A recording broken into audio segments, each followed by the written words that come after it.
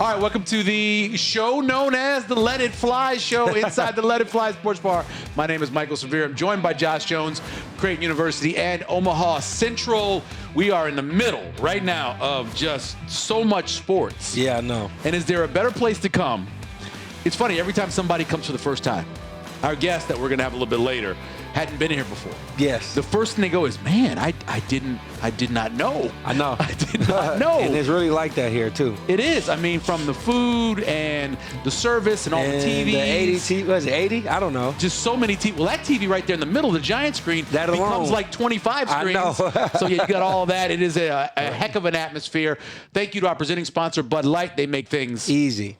Easy to drink, easy to enjoy, no matter what you're doing, no matter what sport you're watching. They take care of you, just like Let It Fly Sports Bar does with their late reverse happy hour from 10 to 1 a.m. and then the early happy hour from 3 to 6. I was looking at some of the happy hour prices from 3 to 6, which is more my time. Yep. Because that 10 to 1, it's about to be my time too, man. I'm asleep for that. Sickness been going around, man. I'm tired. I need to catch up, There's so many man. people with the flu and everything right now. And a big part of it is you never know what this weather's going to be like. Yeah, 4 seasons in a day. You get in a day. It's just crazy. But again, we're going to chat today with the longtime head football coach at Iowa Western, Scott Strohmeier, who's been there for 19 years. Yeah. Just recently won his 4th junior college championship. Has been to 5 straight finals.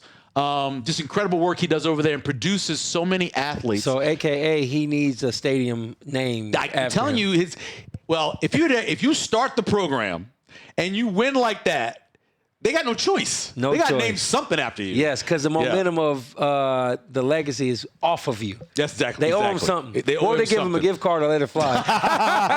A very big gift card. A gift card that any day during the week you can get the great specials, including we're taping this on a Wednesday. So it's a dollar wing Wednesday. Dollar wing Wednesday, Taco Tuesday, steaks on Thursday, every Chipotle day. Honey. There's all Chipotle. I personally, I'm surprised you said that, because aren't you a lemon pepper guy? I am, but I tasted that and it was good. You like good? Yeah. Okay. All right. I like a little bit spicy myself. We'll chat with him coming up. But first, look at the headlines. Our first headline, we start with the number 8 team in the country. I knew you was going to go there first. Number 8.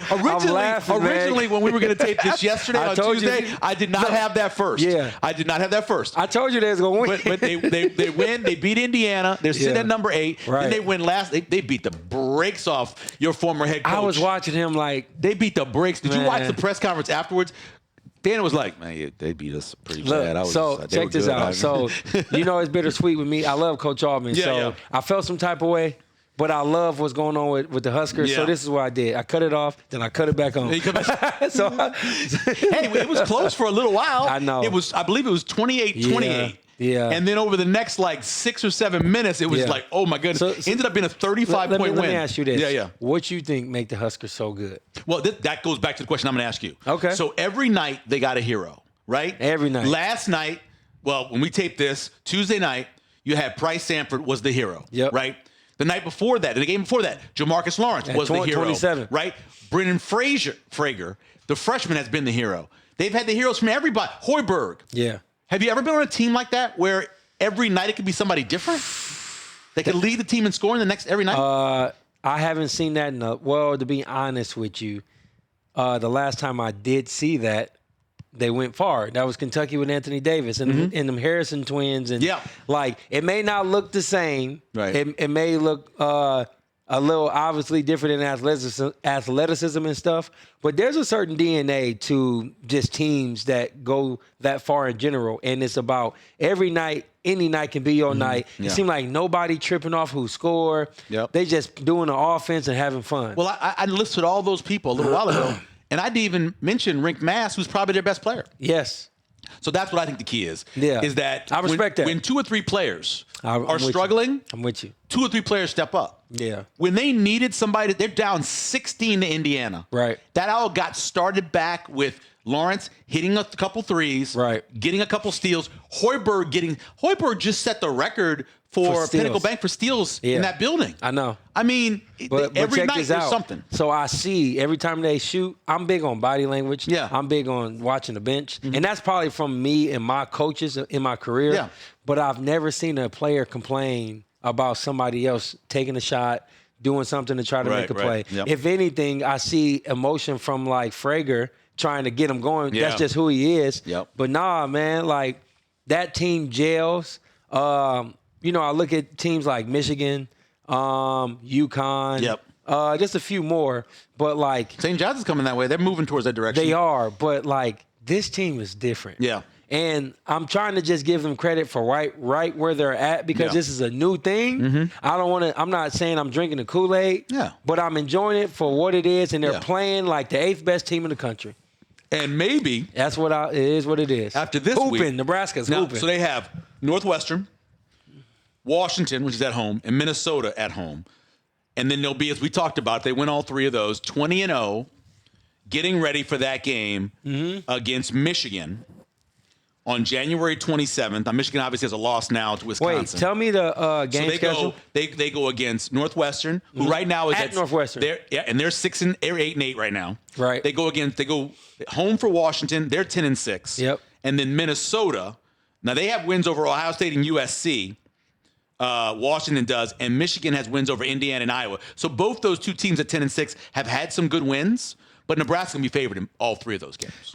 Nebraska's going to go 20-0 and then play Michigan. And they play Michigan January 27th. Yes. On Peacock. And if they don't go 20-0, they'll be 19-1. Yeah, it'll be a big surprise They're not if losing. they don't. Yeah, they're going to knock this stretch out. What they did yesterday. Yeah. And again, on Tuesday, we're taping this on Wednesday. It'll be on Thursday. They did to Oregon was they put down the smack. Yeah. As The Rock would say, they put down they lay the close. smack down. This is close. We're going to walk up. We're going to lay the smack down on you. Right. And you win by 35. Right. The thing is, if Nebraska goes 20-0, in that parity, somebody would have, got to go. Somebody's got to go. And so where is it going to put the Huskers? Yeah. Like top 5? Well, like where would it put them? Their resume currently is not as strong. No. Their resume is one of the best resumes in the country. Really? One of the best resumes. Their resume is better than Duke's resume. Illinois was huge. They've beaten 4. They have 4 quad 1 wins. Indiana was 4-0. great. So they beat Indiana was a good game, yes. right?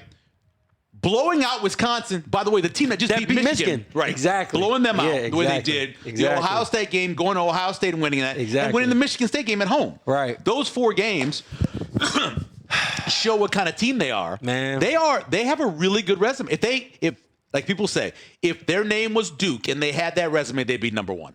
I know, man. Don't be surprised if when that game comes around, when they play Michigan, which is now in 2 weeks, when that game comes around, Nebraska be in the top 5. Isn't it hard to not look ahead? But like I know it's really hard to look ahead. But I think one game at a time. Yeah, I think 20-0 going in 2 weeks. Yep. Michigan versus Nebraska at the Big House. AKA the Little House of the Big House. Chrysler Arena. What do they call that? I think it's Chrysler Arena. What do they call that? Yeah. I'm trying to pump it up to make it good for the people. I think they call it Chrysler But Arena. it's going to be a game. Yeah. Win, lose, or draw. Nebraska's doing great this year. Yep. And it still go Jays. Couple of Nebraska players, former Nebraska players, moving on. Malachi Coleman is moving on again. Yeah. He spent last year at Minnesota after spending time in Nebraska. Now he's going to Wisconsin. Man. So he's just dominating the Big Ten West. He's moving there. And then, of course, we know Dylan Raiola has committed to go to Oregon. That happened on Monday of this week. Can we just put a pin on everything else and talk about that real quick? And then Dante Moore, before him, some people thought maybe was going to go to the NFL, is now staying, which is a perfect decision. Dante Moore was not ready for the NFL. I don't care where they were saying he was going to be drafted. He was not ready. And so now you're going to have Dylan Raiola sitting behind, most likely Dante Moore, and Dylan will have a chance to kind of rebuild himself and get ready for 2027 when, by the way, they come to Nebraska to play. Yes. So my thoughts and opinions on that is this. If he goes to Oregon. He's going to go to Oregon. Gets his mind right. Yep. Starts to ball out when it's his time and turn. And ends up having a successful career. Looking back on when he was a Husker, like, was it his fault or was it the offense around him that put him in that predicament? Or is it just better players? The answer I always hate people to say, I'm going to say, it's a little bit of both. It's a lack of development and urgency by the program. It's a lack of partial commitment and dedication by himself. There's fault on both sides. Gotcha. There's fault on you've been around this before. You've seen guys come in who've got a whole lot of prestige, ranked high, and they get some special treatment. Yep. And they don't necessarily work where they would normally work if they were a guy with all of that, without all of that. And I think that's part of it. I literally was in that predicament before in my life. Yeah. Yeah, I respect that. And the reason why I liked your take on that is because if anybody know the Huskers, you do. And I just wanted to make sure that, like, not you personally, but there's going to people be out here that's going to be Raiola haters. Oh, yeah. And you ain't that guy. No, and I know you would keep it real. I'm not a hater of him. I think there was stuff he should have done better. Yeah. I think there's stuff that the program should have done better. Well, I would not be shocked if he balled out at Oregon. So I would not be shocked at all. So let me answer this then. Yeah.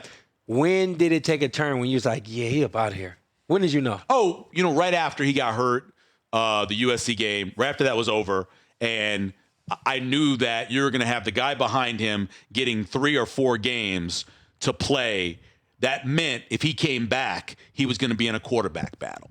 Yeah, he ain't trying to do that. And I don't think that's something that he was looking forward to in his 3rd year. And then, you know what? I think they said after the freshman year, okay, you change out your offensive coordinator, you fix some things, we're coming back for another year. Wash. Let's go. And then they come back and nothing got better. Correct. For them, in their opinion. Got sacked a ton of times. Word. Yeah. Okay. Let's go. Creighton. Yep. Gets the big win. Great comeback against Georgetown. Tuesday night, they're down. Listen to this tweet. I want to read this tweet from John Walker. Tell you too. John Walker, the guy who covered for Omaha World Herald, covers the Creighton. He tweeted out, a crowd of 16,000 plus is headed for the exits. Georgetown went on a 7-0 run versus Creighton. Went 3 minutes without points, a killer. Hoyas lead 76-69 with 1:47 to play. The people were bailing. They were leaving. I know, bro. And they turned it around. They get it to overtime. Really crazy play at the end of regulation. Ball gets tipped up. It's 0.2 of a second too late. Big plays by Swartz, getting points scored, 33 points, and they end up winning a game that, by all accounts, by the people leaving, that they were going to lose. Yeah. So I got a few thoughts on that. Yeah. Just that first. So I always imagine how people after Creighton games, they get out like church. Yeah. They just all spread everywhere else. What if you're the guy that's like walking by, let it fly, and you coming in here to get a drink, and you look up at the score? It's in overtime. Yeah, what? Exactly. No, I've seen that happen before. So it reminds me of T-Mac scoring 13 points in 30 seconds. Oh, yeah. I read an article about that. Everybody was leaving. Oh, yeah. And once they found out he went on his run, they locked and shut the doors. And fans would... No re-entry. Yeah. No re-entry. And that's what they stood on. That's happened exactly. Yep. No re-entry. So I hope that happened over there to those... I got to say fair weather. Fair weather if I leave it. Stop leaving. And trying to beat the traffic. Yeah. Forget the traffic. That's what sports is about. That's why you're there, right? Traffic. It's a Tuesday night. Yeah. I know you want to go to sleep. I used to feel like that when I played. Why you leaving early? Why you leaving early? Man. I read that post this morning, and I was like, oh, my God. Right. I looked at it. So for the narrator, it turned out differently. Yeah. So from my perspective, I was with somebody today, and they said, how about those Jays? Just want to get my opinion as a former player. Yeah. I said, yeah, you go ahead. I always say that to people because I want them to hear what they're going to say, right? Yeah. He was like, well, Creighton was good when it mattered. They played good for about 2 minutes of the whole game, and that's how they won. Yeah. And I was like, what's the 2 minutes? He said 1 minute in the last of the first half, the last minute of the winning of the overtime. Yeah, they had that 11-0 stretch to get the lead at halftime. Then they went cold. Yeah. And then in the last minute and 43 seconds. But I guess it only take a minute, 43 seconds to survive an event. Yeah, and I mean, a win is a win. Georgetown's not a very good team. Right. But Georgetown, obviously, they know Creighton's system. Yeah. They came in here motivated to get a win. Yeah. I remember Coach from Georgetown when Cooley first got that job. Okay. And we had Shireman and Trey Alexander and man, I don't know if Nimhard. Oh, they beat him by like 30. Okay, so I remember that, yeah. So Cooley walked by. He walked by the booster seats, and he leaned in. One guy was trying to shake his hand, trying to like mock him, and he leaned in and he said, and I can't say the explicit. He said, "You better get us while we can, because we're gonna come back and get you." Yeah. And I look at that game last night, and that's all I can think in my head. Is this going to be it? Yeah. Is this Cooley's revenge right here where he get to step on Creighton? Cooley's revenge. You know? Yeah. Because they was bad. Creighton kicked them. Yeah. And, like, to me, that last stretch, like, I can't say that was, like, more so Coach Mack than a fight of the players fighting for Coach Mack or what he's been trying to emphasize. Well, it's Austin Swartz, man. I mean, he was just on one. You know, get 33 points, he couldn't miss. For sure. That little step through where he went up with, he kind of traveled. That little step through because the rule is, you know, once you lift your pivot foot, you can step through, just can't come back down with it again. And he did. Oh yeah, for sure. And so I mean, whatever. But the ball went in. Let me ask That's you. all that meant. They didn't call it. All right, the game is over. Yeah, it's decided. Yeah. Did he get it off on time or no? I didn't see that part. No. So the way it works is you got a light, a horn, and a clock. Okay, right? light, horn, so even clock. though the clock had 0.1 when his hand was coming off his hand, the light had already lit. So that was it. Once the light's already lit and the ball's still in his hand, it's over. All right. Yeah. What screwed people over was the clock still had 0.1 on it, and the ball had come off. And so that's what I think threw people off a little bit. Okay, so you either go off of either the light or the clock. I think the light is the most And the indicator. That's because the horn is, you know, longer than a second. For sure. The light comes on, it's immediate. Yeah. So I think that's the one you look at the most. So, All right. Yeah. Well, good win for Creighton. No doubt. We're gonna take a break. We're gonna talk to our guest this week, Coach Scott Strohmeier from Iowa Western. And when we come back, we're gonna hit on a couple portal things in the close because Nebraska added a whole bunch of players. We'll get to that. But first, all ears. We're gonna talk to the Reivers head man, the only head man they've ever had, Scott Strohmeier, when we come back here on Let It Fly Show. All right, welcome back to the Let It Fly Show. Our guest is joining us, 4th national championship, the only head football coach at Iowa Western Community College. Scott Strohmeier joining us here. How you doing? I'm doing good. I appreciate you guys having me. You got to be feeling pretty good. Every season's different, I know, but I'm guessing that this season was a little more emotional and a little bit more to this season than the ones in the past. It was, and I obviously. You better cry right now. I'll try not to, but no, it was, and I think just all that, my family went through, and the thing for anytime you're dealing with something like that, you have to find something to kind of relieve, and football was that, for me, obviously, with you're going to practice. Not that you don't have to think about it every day, but at the same time, like.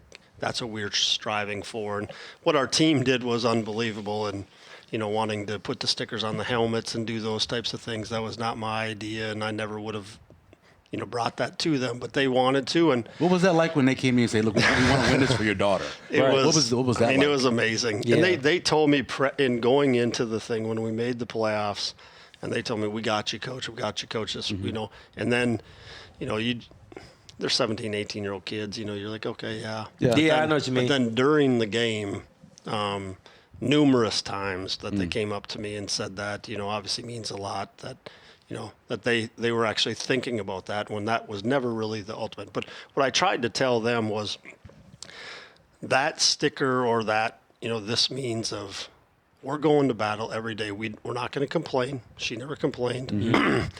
We were dealt with some difficult situations, and we handled it. And I wanted them to see that, like, okay, it's not going to be easy, but it could always be a little bit tougher. Yeah. And for me, I know I joked about it when I said you're about to cry right now, but what I'm recognizing is, like, you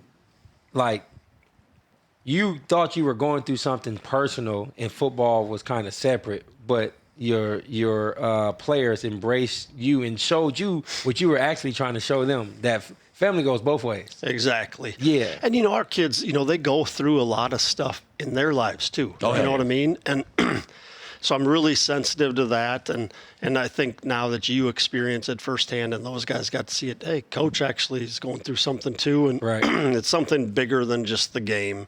And I don't know, it was humbling. My family's appreciative, but this team was a little bit special. Yeah. One of the things I always want to try to highlight whenever I'm talking to a coach is, and this is a male coach or a female coach, because the spouse has always got so much on them, right?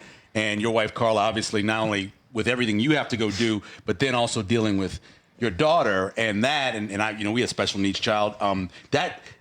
Let's give her props, right? Give her 100%. flowers. How could you operate and do what you do without her being there as a rock? Not even close. I mean, not only just what we went through in the last year, but years prior. But I mean, the last year was extremely draining. When I'm in doing our thing, and she's got to bring her to dialysis every single morning at 5 o'clock in the morning and not get done until 10 o'clock. And then just dealing with that 3 times a week was really draining, and so absolutely, there's not a coach in the business, and if they say it, they're lying, right? That you need that support at home, and my other 2 daughters too. I mean, we've missed out on some things because of that, and they know that sister. Like one couldn't go, or both didn't go because you finally get time to. I understand. Yep. Yeah. One could go to this game, but the other one's going to stay home or do whatever. So Carla and Anna and Emily and Kate. I mean, they sacrificed a lot to do what they want to do. Yeah. Scott Strohmeier joining us from Iowa Western. Let's get into where you've been recently, the coaching conference. Everything in college football's changed, right? So you go and I know you've been going to the coaches conference for a while. What was it like this year? Well, like I said earlier, it was less attended because of the portal. And so a lot of the maybe the Power 4, the Division I coaches, maybe they had to go to some meetings. They came down just for a day. But in the past, it was like you're packed for 4 days. Right. And so it's changed a little bit. But, I mean, it was still good to see. There's still a lot of young coaches out there that are trying to learn and develop in the profession, which is always nice to see. And it's good for us because, we get to meet some of those young coaches and maybe future guys that we can hire down the road. But there are still a lot of guys that are out there trying to learn and even give their knowledge at the speakers and things like that. But it was a little bit different than in the past, but it was still good. In the JUCO lane, I mean, now NIL is a thing and all that type of stuff. What about NIL has changed junior college football, and what is to your advantage, especially winning a national championship? Well, I think number one, how it's changed the most is there's less high school kids getting recruited today than there were, before NIL. Right. And with the portal too, NIL and the portal. I think the thing that I'm still trying to stress, and the NIL's coming to the junior college world. I know it is, because they're going to do high school too, probably. And the thing for me, like I try to, and just like every coach in America, you're going to have to adapt at some point. But the thing that I try to stress to kids is this is an opportunity for you to continue to play, to get your opportunities where those schools can pay you. I can't, right? So you're getting an opportunity, and I know it's coming, at some point, but we haven't seen it from an NIL from a standpoint of guys recruiting, us recruiting them. But we're seeing it on the other hand, on our guys getting out and getting those opportunities. But, just like everything, like I said, you're going to have to adapt at some point, and it is coming at some point. Yeah, I would assume. I remember back in the day when somebody would want to transfer within Division I, they would say, "Well, I'm not going to sit out. I'm going to go down to junior college." Does that happen anymore? No, not at all. It's just because it's changed dramatically from a standpoint of, like in the past when you would see on. Well, back then it wasn't so much social media, but it'd be an ESPN ticker. This guy is leaving so-and-so school. Right. We're trying to get a hold of him, right? Because we know that if he wants to play at the Power 4 school, he's got to come down a level. Where now you don't necessarily have to. So you got to work through that. So we went through a stage with that COVID era to the beginning of the portal. We didn't mess a lot with the portal, just because those kids are getting those opportunities. Where now there's so many in the portal that we have to spend a little bit more time. We don't have the staff like some of the bigger schools have. Yeah, right. Like it's almost overwhelming and brings anxiety when you pull up the portal. It looks like you're going to IRS.gov. It's a lot. Where to even start? Right. You're watching film, and all of a sudden you're like, all right. I mean, I don't know. Try to get a hold of this kid and see what happens. But I think now with the one portal window though, it's going to give us a little bit more. If they haven't found that opportunity, now they have. Now you got to start. And we're fortunate because we have like a second 8-week window. So like, yes, school started on Monday, but we have another session that opens up that I'm able to bring kids in that second portal Once the window. portal closes from them, you can start getting work again. I can still bring some kids in, still for the spring semester, go through spring ball. So that's going to help us a little bit. but then we will see where we're at with what our needs are. So I got a 2-part question. My first question is, especially with NIL, is junior college route more so like a feeder system to a connected university in some sorts with the bigger? We would like that. Yes. Like is that a real thing? Is that something that's for Iowa Western, or you see other schools doing that? And then the second, with that, if that is or isn't a thing, who are some notables from your team that actually got those Power 5 or bigger opportunities? Well, I think the feeder programs are less than maybe 17 years ago, where you have schools in your area and they're saying, hey, this guy's not going to make it because of a G or ACT score. Those are long gone. We're going to send you there for a year or two to get it. So those we don't get there's not as many of those. What the concern that we have, like in a junior college world, and you might have seen it, same game, same rules kind of initiative that the NJCA is trying to put out there. A kid that goes to a junior college, now he has to graduate from our school with the 2.5 GPA. Or if he goes to a 4-year Division II or an FCS, he doesn't have to graduate. Okay. So we're trying to get the same game, same rules, like the same requirements that it happens for a portal kid as a freshman. It should happen as a junior college kid. So our guys aren't treated differently to be able to transfer. And we've had some situations, but Coach, it used to be if they didn't have an academic issue, they could stay 1 year and leave. Yep. Right? That doesn't exist anymore? They still can, but they got to have a 2.5. Okay, got it. So, and we don't have a lot of those. I mean, if you're a qualifier and you're there for 1 year, 2.5 is not that. Sure. Right. But in some cases, like a transfer kid, so a kid that leaves Nebraska to come to us, he has to graduate from Iowa Western. Oh, okay, got it. But if he goes to another school, a 4-year school, he does not have to graduate. All right. So a question on top of that. So what's the eligibility rules? I hear rules about you get technically more years of college sports because junior college does not count towards a Division I eligibility, or what's the thing about that? It still does. So there's a lot of misconceptions out there, and we deal with that question Because all of what the happened time. with Pavio. I mean, that started it. And so if you want to talk about cell phones blowing up during when that happened, I bet. Every former player that we had. Can I come back? What do I need to do to get this extra year back, right? Yeah. So it's kind of like I said, they did it early on like a blanket, and then they're being a little bit tougher now today.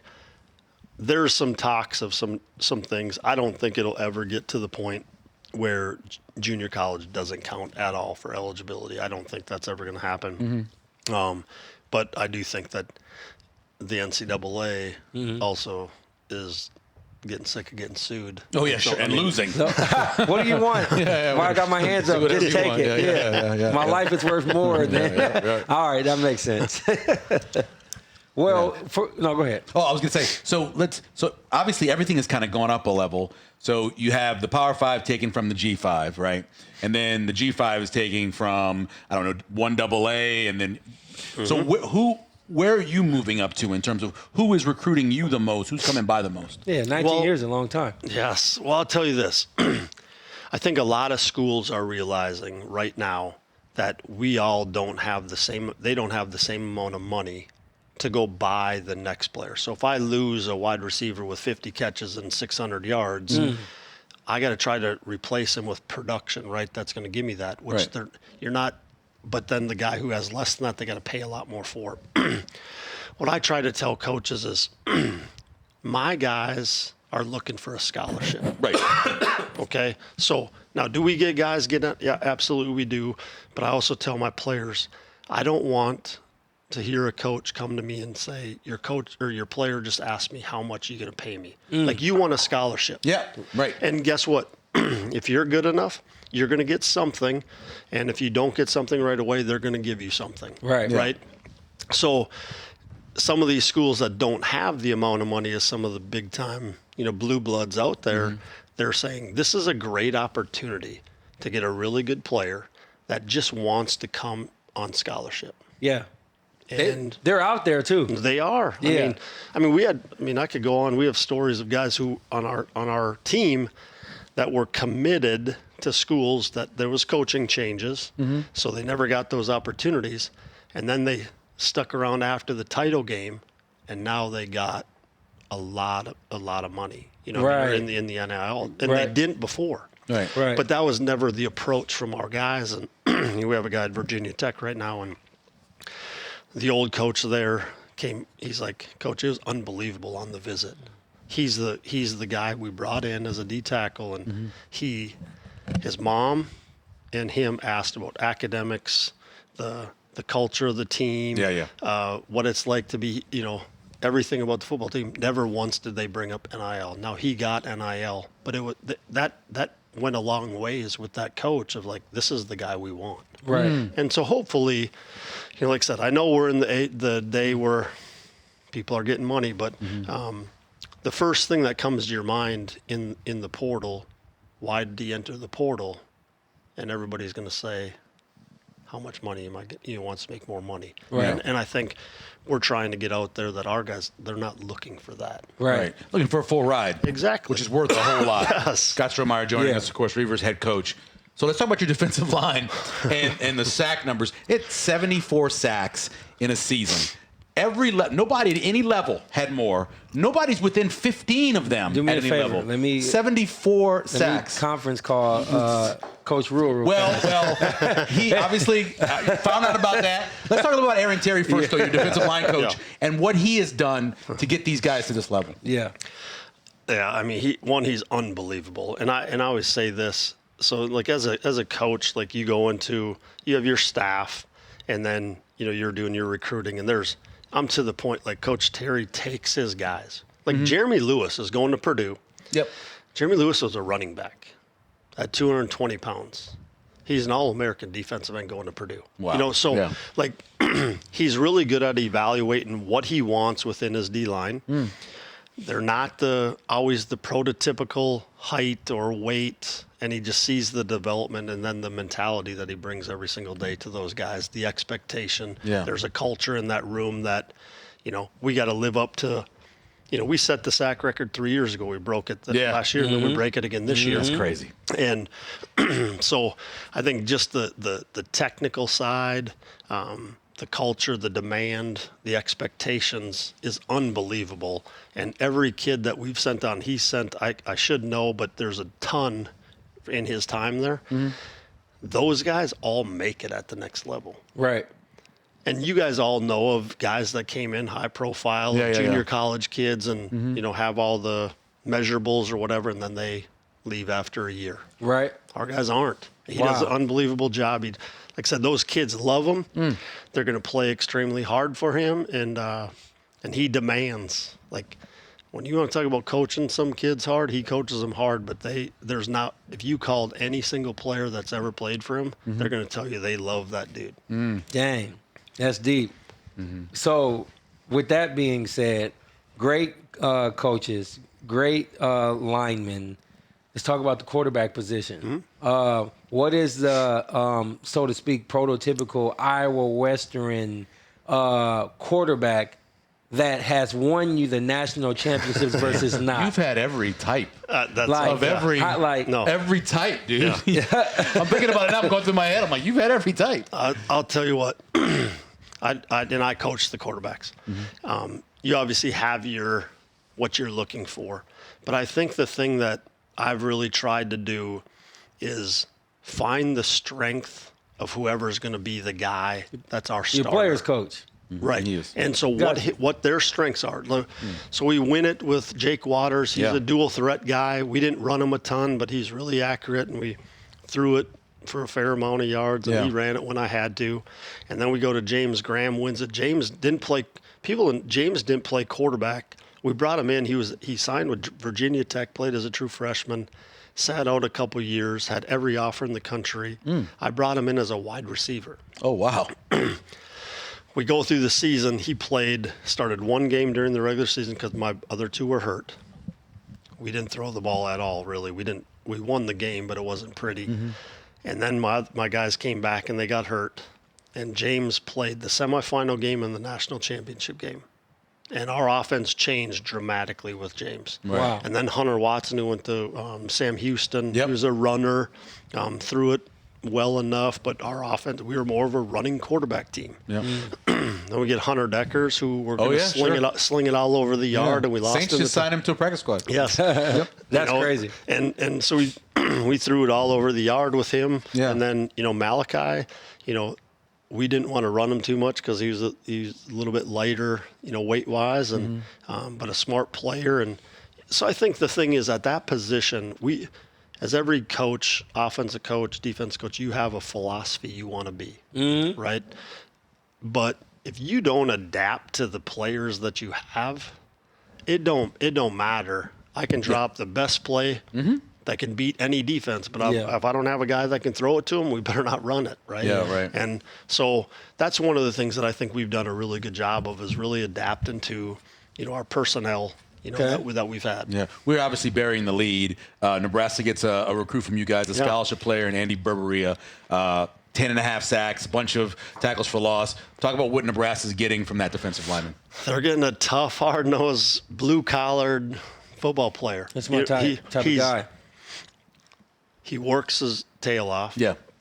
I don't care if it's in the weight room or if it's on the practice field. He doesn't complain. He just works. And when I say blue collared, and he's a wrestler. Yeah.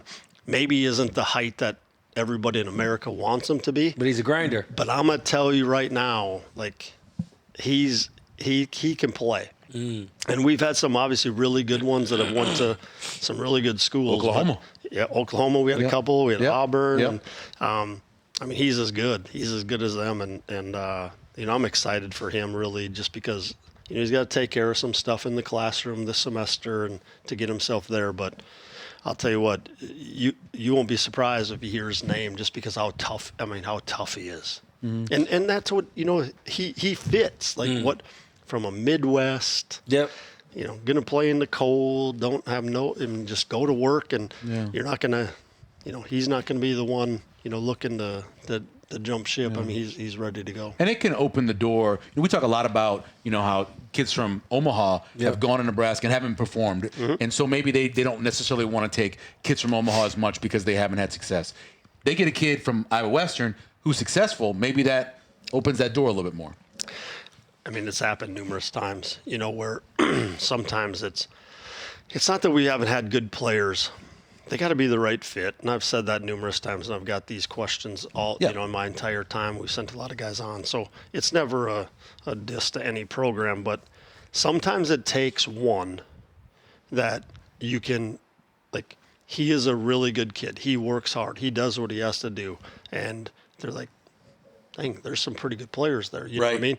I mean, it's happened numerous times where it's taken a while to get one to a school. And then once we did, they're going to be here every year. Not that we're going to have one every single year for them that fits what they need. Yeah. But they're going to know the type of program that he came from.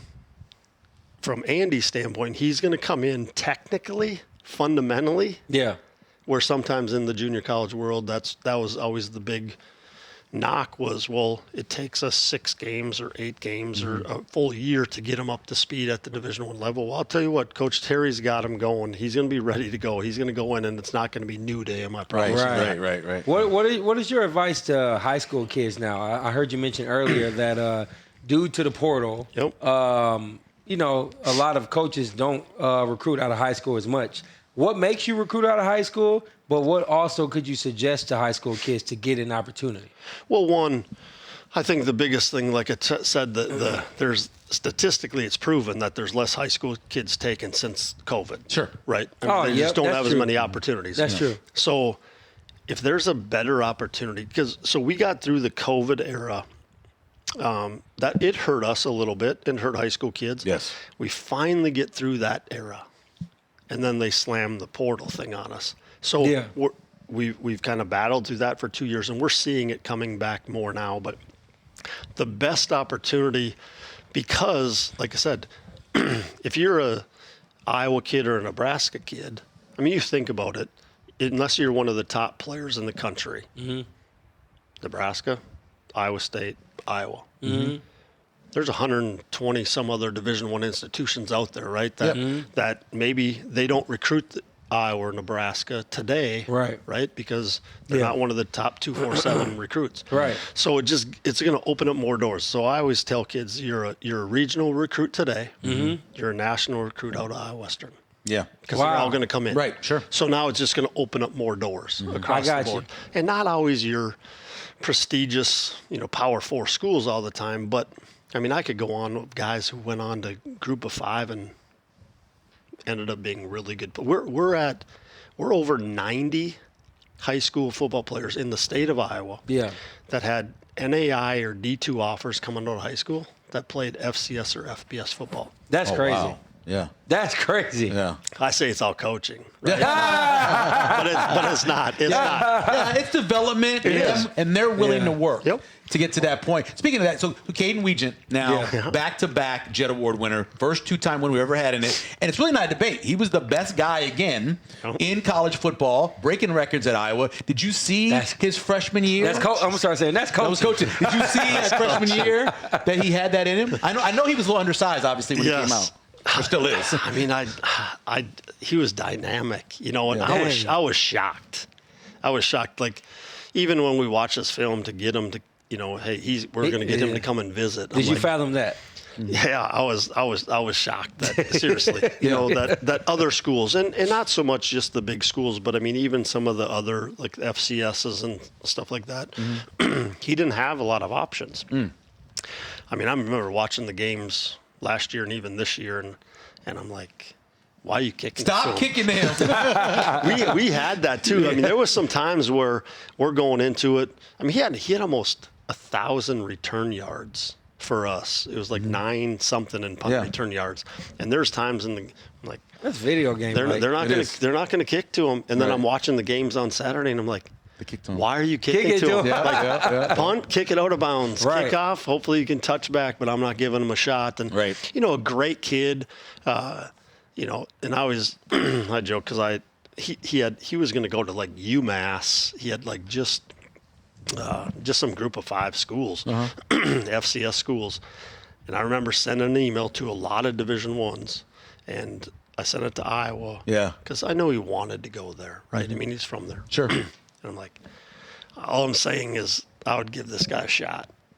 And they were at a clinic, whatever year, and he's like, man, I'm glad I read that email. Man. I bet. Yeah, I bet. But really determined, fearless. Exactly.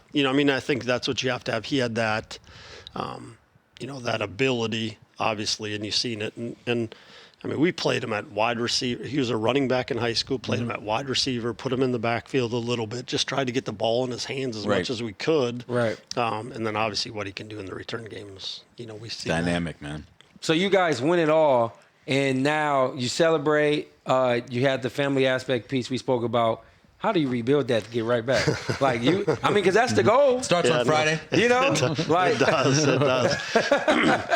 Our guys have done a really good job. I mean, we played 5 straight national championship games, and each year on one side or either both sides of the ball, we've had maybe 3 returning players. I think you build that from. I know, man. Guys redshirting. Guys sure. redshirting. Yeah. And then you obviously got to bring in your transfers or your high school kids. And I mean, our defense, we have 1 player who will return who had significant minutes. Yeah. Now, we have some good players that we redshirted, like I said, but then you got to filter in some of the other ones. And our staff did an unbelievable job like this year because the recruiting calendar has changed so much. So like all these kids are committing so early. Got you.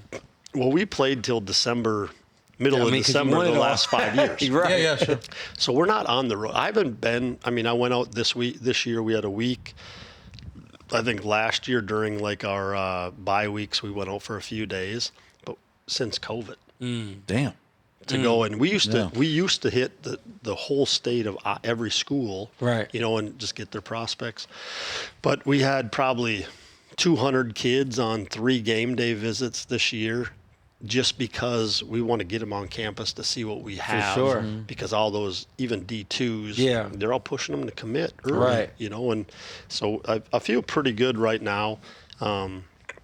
But like I said, you never know. Yeah, you got to build it again. So let's put a couple local guys. Dylan Van Dyke out of Scott Catholic. Watched a lot of him because we actually gave our Male Athlete of the Year award to his wide receiver last year. Yes. Talk a little bit about what he is, and does he have an opportunity next year to be your guy? He does. I mean, I put him on the squad this year knowing that hopefully we can redshirt him. But during fall camp, I mean, we're going through it, and I got, Malachi, who was the player of the year. Yep. And he transferred from Stony Brook. I had another transfer from Elkhorn State. And there was days in practice where I put Dylan in the first group. He's a little gamer. Yeah, he's a gamer. Won a lot of games. You know what I mean? He maybe doesn't have all the other things that everybody, but like we're sitting there and we're watching the film. I'm like, this guy keeps making plays. Yeah. So it's really, there's a couple kids. He's got a shot. Like I said, he just brings this different, competitive cockiness to him. That I think.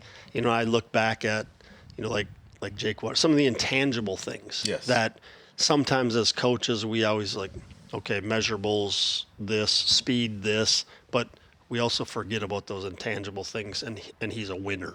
And anytime you have a winner back there and the guys love him, you got a chance. Yeah, you had to know when you had Jake Waters that this was a guy who could become a coach, right? Absolutely. Because the way he thought, the way he played, and he obviously advanced to that. Now he's coaching. You can just see it in some of those guys. Yep. Oh, for sure.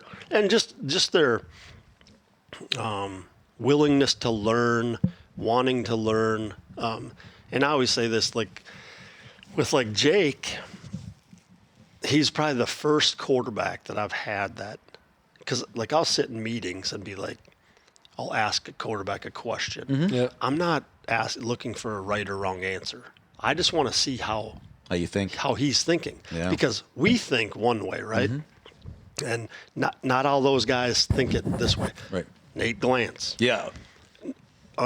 Savvy football player, right? He's going to do some things, and I still remember one game with Nate. My coordinator called the play. I said, Nate's going to pull the ball and he's going to go score the touchdown. He's like, we've got to read it. I'm telling you right now, Nate's going to pull the ball. Just how competitive he was. Right. Yeah. And he wasn't going to put it at 4th and 1. He's going to take it in his own hands. No matter what happens. But that's what you try to do to see the game through that. That person's eyes. Sure, it makes sense. Yeah, Nate played at 6 schools? I think he's done right now. He's just done. Yeah, he's in. And I remember 2019 maybe 2018 he was playing high school football. There's always a player incredible. who seems like they've been playing forever. Keep holding on, man. He wanted to keep trying, keep playing. Last thing from me, I know you get asked all the time, but Division I job, people come along. 19 years now you've been here. Thoughts of going on? Won 4 times though, not just 19. Look, man, I pulled up. So they have this stat thing for him, right? Yes. The amount of games he's won, the amount of games, championships, the amount of players that you guys put in it. Of course we won't go to it. But anyway, but it's still all those players, all those All-Americans. You've accomplished pretty much everything here that you could accomplish. Or did you? We waiting. As a competitor, you like I said, you just were going to continue to go for sure. But there's opportunities that come available, and I think you always have to entertain or at least look. But number one for us and our family in the Council Bluffs community in Iowa Western has been unbelievable to us. Yeah. And the grass isn't always greener, and maybe, when I first got into this thing, you want to go into those, take on those challenges and things like that. And not that I wouldn't, but it's a great situation. Obviously, what we've been through, and that always played a factor too. You know what I mean? I wasn't just going to take something to take it. It was a family decision, 100%. It wasn't about me and my coaching journey or salary or anything like that. It was like what's best for us. And that's really what it did. And like I said, Iowa Western's been great for me. Now I lose Coach Terry and Yeah, Coach yeah, Blackburn and some of those guys, we might have a different. You might be a podcast mate. I might be here regularly. Four national championships, 14 conference championships, 10 bowl game championships, 6 NJCAA National Players of the Year, 5 semifinal victories, 114 NCAA All-Americans, 105 athletes sent to NCAA Power 4, 352 sent to Division I alone. Just every accomplishment you could imagine. Yeah. So we in this. It better be the Coach Stroh Stadium at some point. No, yeah, for sure. Hopefully we can get the stadium on campus. Right? Yeah, that would be nice. Well, that was the other, like, so when all these things happen and we, you win it in 12 or whatever, and then all of a sudden, I'll give my presidents, Dr. Dan Kinney Sr. and then Dr. Dan Kinney Jr. But Right. all of a sudden, they're going to build me a new football facility. Start the program, you want to see it, right? Right. Then all of a sudden they're saying, oh, now we're going to build an indoor facility. I'd like to see that. Sure. Then they Right. renovate the weight room. Yeah. Then all of a sudden now they put a turf practice field that they're talking So about. you know what's next. I'm like, you guys keep setting me That's probably up. what made him 19 years. He been struggling along. Give him a little bit more. Give him a little bit more. They keep setting me up. Yeah, that's funny. No, we can tell that you love the community, love what you do. And I think it's good that, like, there's so many opportunities out there, but there's no place like home. So I'm with you. I wouldn't leave unless it actually made real sense for the family. Well, and like I said, I think in today's college football too as well. I mean, you look at there's a lot of really good football coaches out there that unfortunately are getting out of the profession, which is sad. Yeah. And I still feel like 51 years old, but I'm still You're a youngster, man. But I still feel like there is still like the development piece, and then to see the kids develop and then move on to that.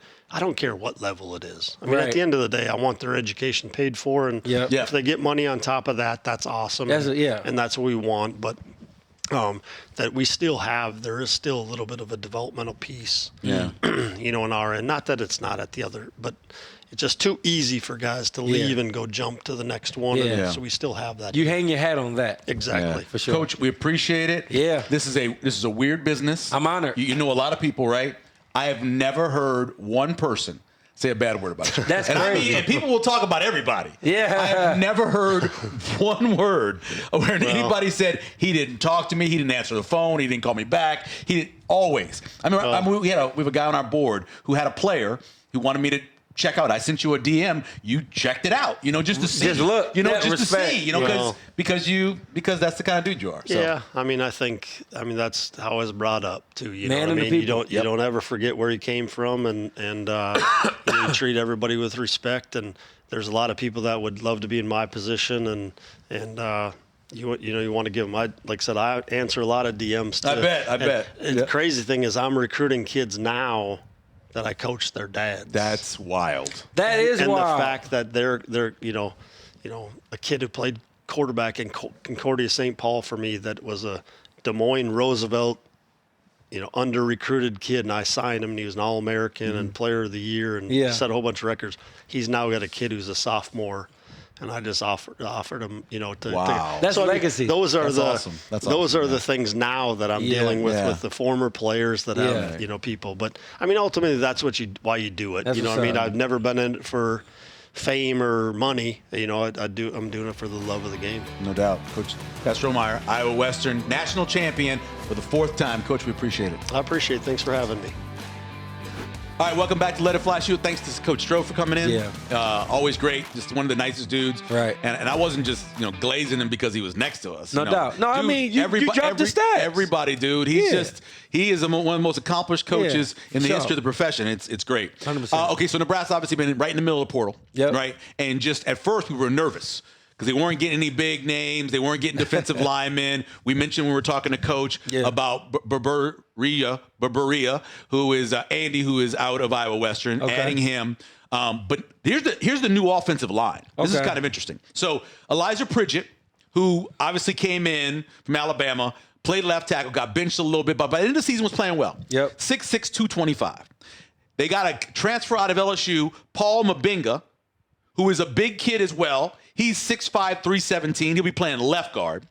Justin Evans is back, the starter from last year at center, 6'4", 320. Brendan Black, transfer they brought in. He's 6'5", 330. He is 6'4", 320. And then Tree Babalade, yes, he goes by Tree because his first name's too hard to say, 6'5", 330. So they got 3 transfer guys coming in, taking care of right tackle, right guard, and left guard. So we should be good on defense. This offensive line. Offense. They're hoping that this will solidify because they got a bunch of young guys. I know who haven't played. Right. And so, but can they move though? Like all these guys. And here's the big thing about all these guys: they've all played Division I football and really Power 4 football. They've all played it. They all have experience. Now, can they play at a high enough level in the Big Ten?